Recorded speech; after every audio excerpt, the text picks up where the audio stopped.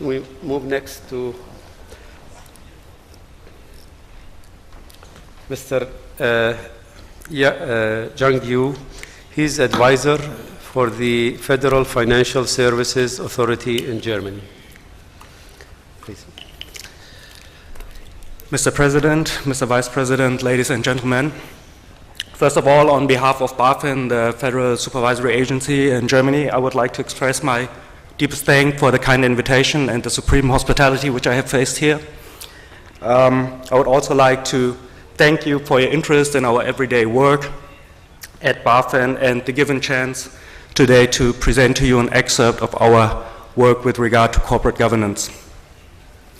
Even though it may not appear at first sight, I am here representing the German supervision. And corporate governance today is a term with manifold definitions, particularly as the first panel has shown. So within the given time, it was pretty challenging to find the right topic or the concrete item.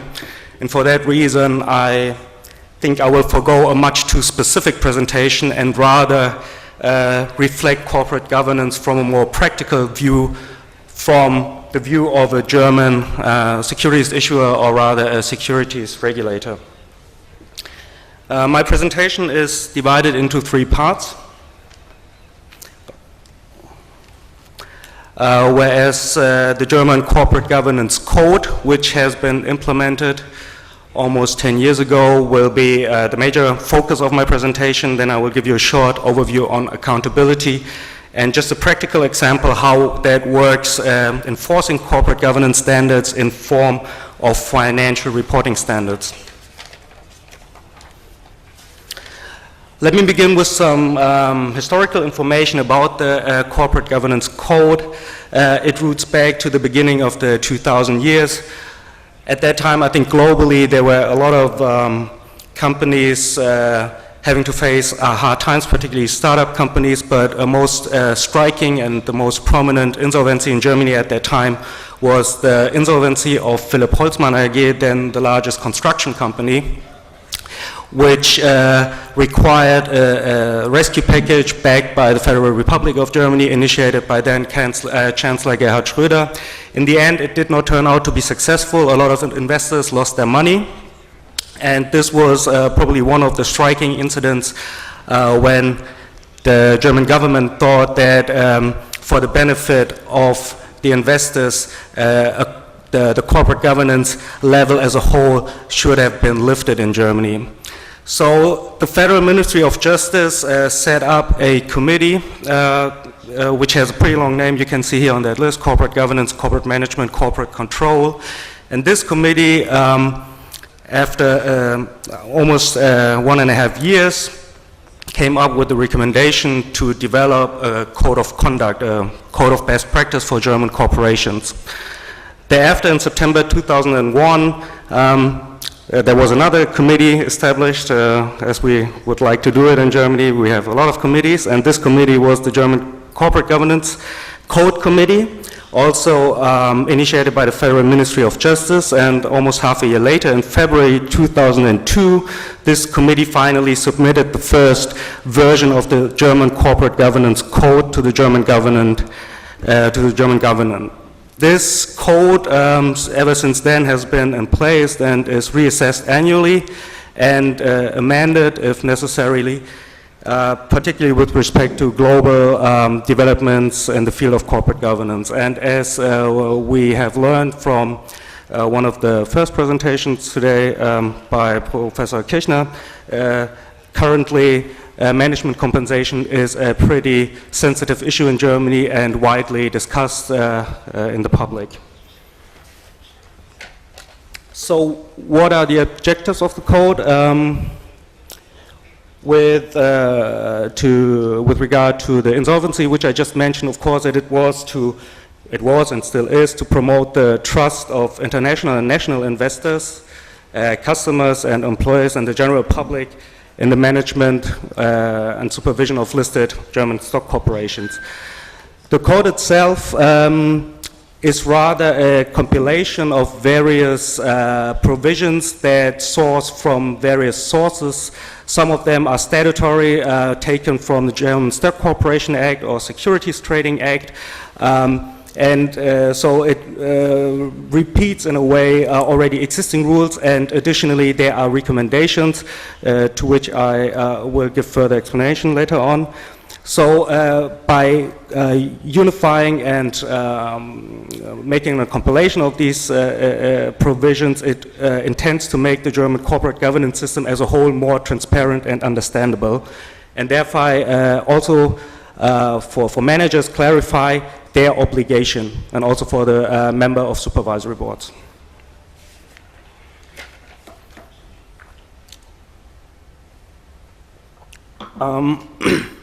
The code is divided in 6 major parts in Germany, which I have listed here.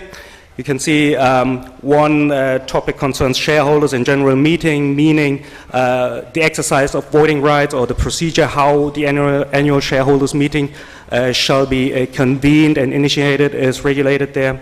Also the cooperation between management board and supervisory board, and so forth and so on, as you can see on that list. Maybe just 2 remarks to the latest amendments made in May 2012. As I said, management compensation is a pretty sensitive issue in Germany, and there has been inserted a clause 523, it's more technical information, and thereby the committee wanted to avoid the so-called golden handshake. So in that new clause, it is stated that if the employment contract of a management board member is terminated prematurely for a reason that the management board member bears responsibility for, the management board member shall not be paid or is not to be paid a severance pay. Other current insertions or amendments concern the supervisory board, which shall now include an adequate number of independent members, whereas independency is not that clearly defined. So what is the statutory nature of the code? I already mentioned it. It is issued and released by the committee, which is not a parliamentary or is not an entity which has any parliamentary power, so to say, so it's no formal law. It recapitulates statutory law and comprises further recommendations. And it is addressed to listed companies. However, also non-listed companies may apply the code, which is also recommended. There's also a public consultation procedure which was introduced last year. Public consultation procedure means that before any planned amendment, the committee publishes these planned amendments, and the general public, while the general public in this case consists of lawyers, scientists, association, and companies applying the code, is invited to comment on the planned amendments. And this procedure, which has been implemented last year, was quite successful according to the committee. The last amendments have received 70 statements, which is supposed to be quite a good response and high number. It has been mentioned in a few of today's presentation that there are different models and approaches to corporate governance. The German government has decided, and not only the German, but I think the European, the member states of the European community have decided to apply a comply or explain regime, which means that companies may deviate from the recommendations, but must disclose and justify the deviation. So the standards of, or the provisions of the code itself are not mandatory. However, the obligation to disclose and justify any deviation is mandatory, and this can be found in Germany in the Stock Corporation Act. I've just inserted the excerpt of that provision, and I don't think it's necessary to recite it here. So what can be or what shall be taken into memory is that the recommendations of the code are neither enforceable nor justiciable in Germany.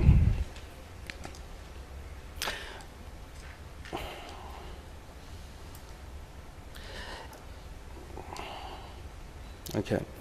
This is very theoretical. I thought maybe just to illustrate how that works in Germany, I make just a short practical example. We have one provision which is 541, paragraphs 4 to 6, German Corporate Governance Code.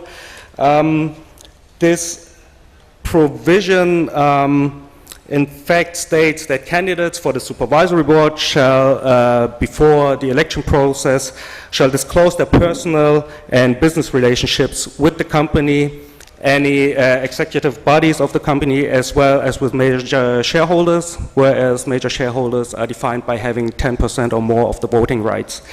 The aim of this provision is that any existing ties between a potential candidate for the supervisory board and other parties close to the company or the company itself shall be disclosed and thereby reflect the degree of independence.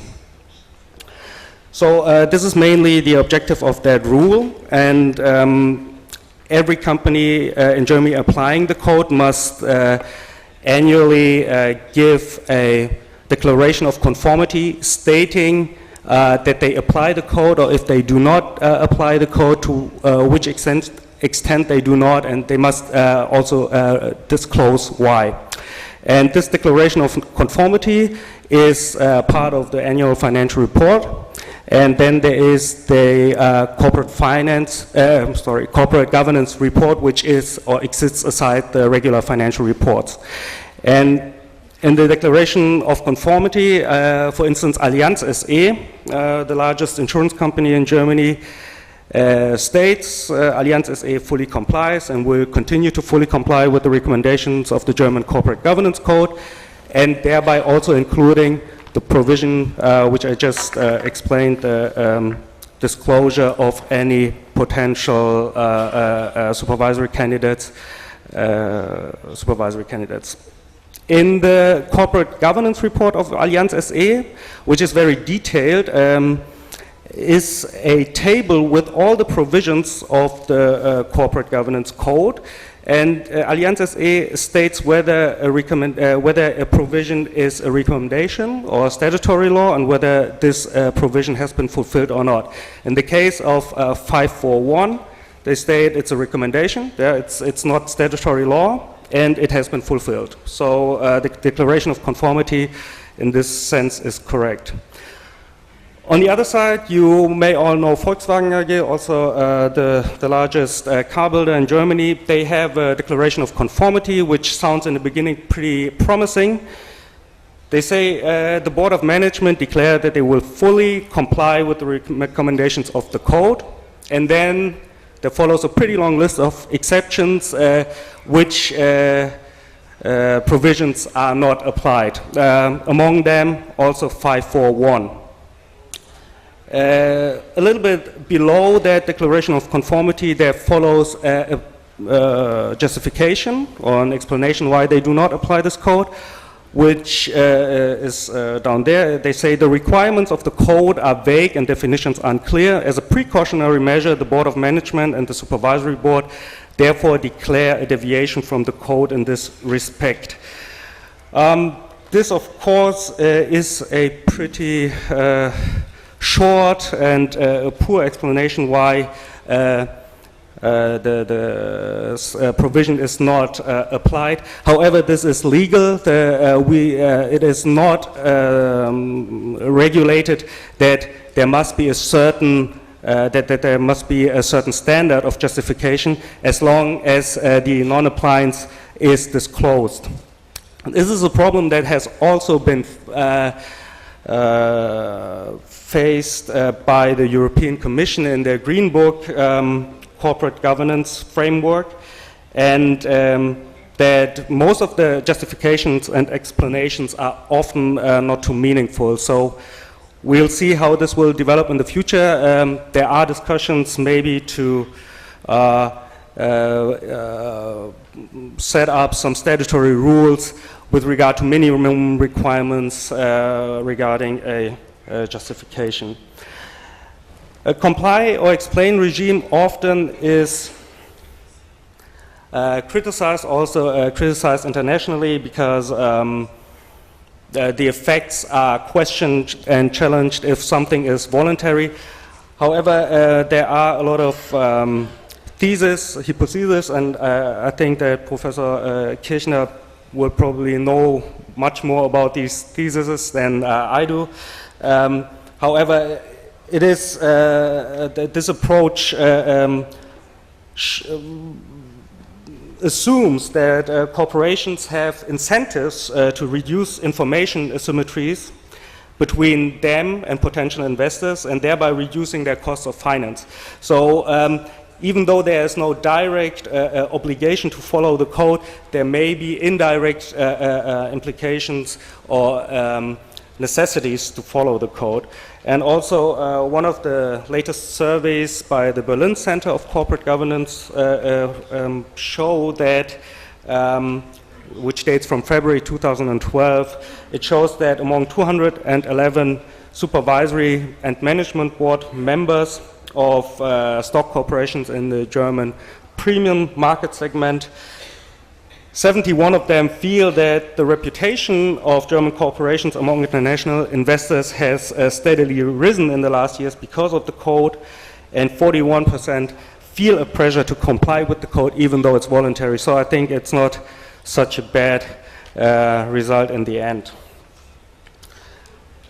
The latest agenda of the committee, it is the 11th committee meeting, not the 4th, this is a typo, is limitation of management board compensation. There shall be further discussion on how a potential limit can become statutory.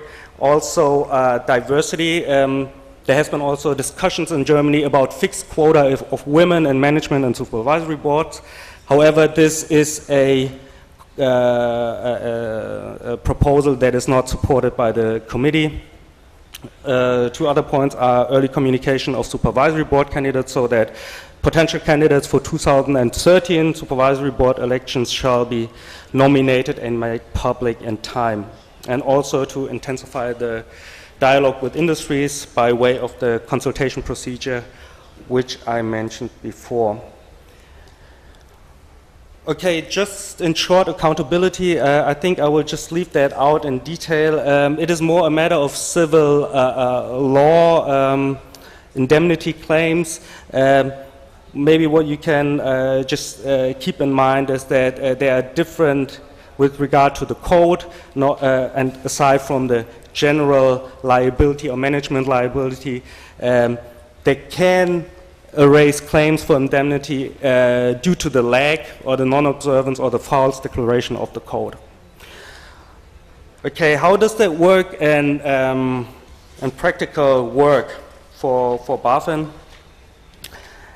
BaFin is, some of you may know, the Integrated Federal Supervisory Authority in Germany. It has emerged of the three formerly independent authorities for the banking, the insurance, and the securities trading sector, and has been operating since May 2002. A lot of rules that are part of the code are statutory and can be found in the Securities Trading Act, and these are monitored by BaFin. For example, disclosure of insider information, exceeding of shortfalling of certain thresholds and voting rights, or timely information of all shareholders and market participants. There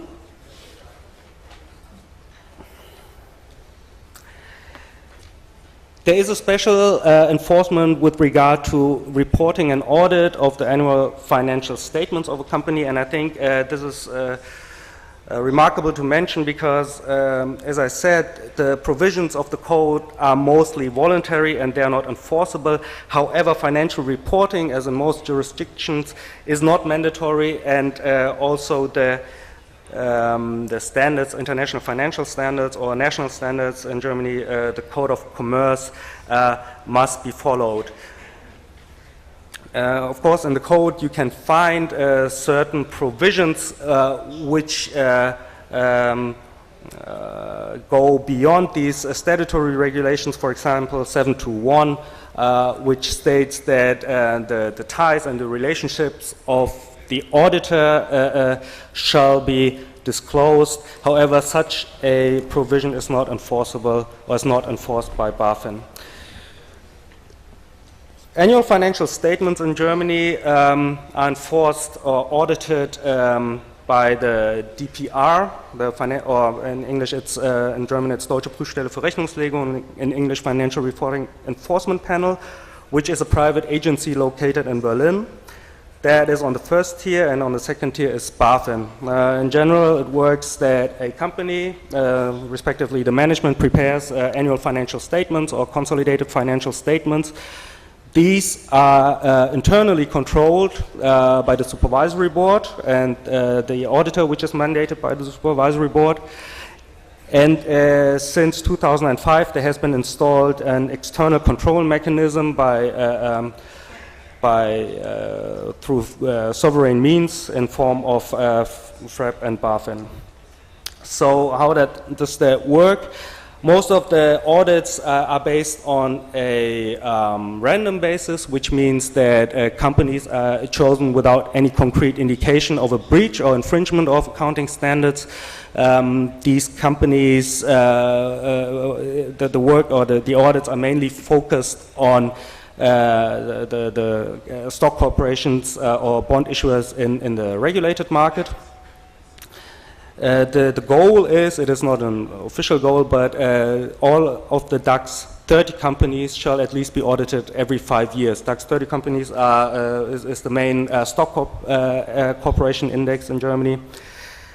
So every 5 years shall these companies be audited. The other two scenarios when an audit may be exercised through FREP are concrete indications of an infringement of financial reporting standards, mostly by whistleblowers or newspaper articles, or audits at the request of BaFin, so that BaFin obtains information about some wrongdoing with regard to the accounting. Then BaFin first mandates FREP to conduct an audit.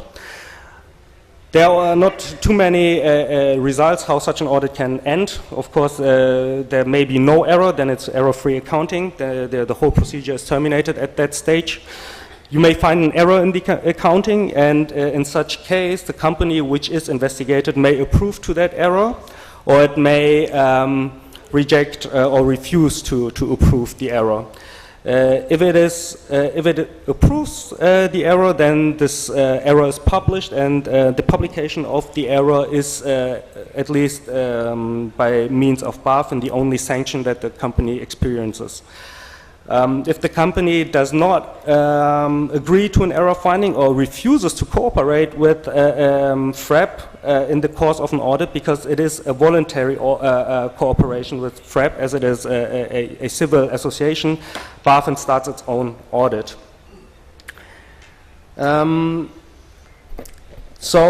Accordingly, Mr. Yu, please try to conclude because of the time, please. Okay, so it's also the last slide. Yes. So, Okay.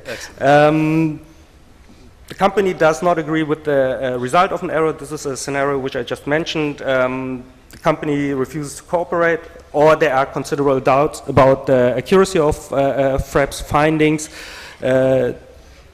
In this case, BaFin also starts its own investigation. And this investigation or audit is sovereign, so the company must cooperate in this case and is obliged to submit requested documents and grant access to buildings and properties. And also this audit may end with an error or not, and if an error is found, that shall be published. So this was practical overview on the work of BaFin. I thank you for your attention, and if you have any further questions, you're welcome to ask me. Thank you.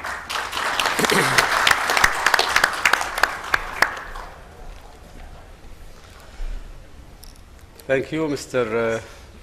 Yongu, for your presentation. By the way, all presentations and PowerPoints presented today, they will be available in the CMA website. That's kuwaitcma.org. So they will be loaded after the event. So anybody who wants to go back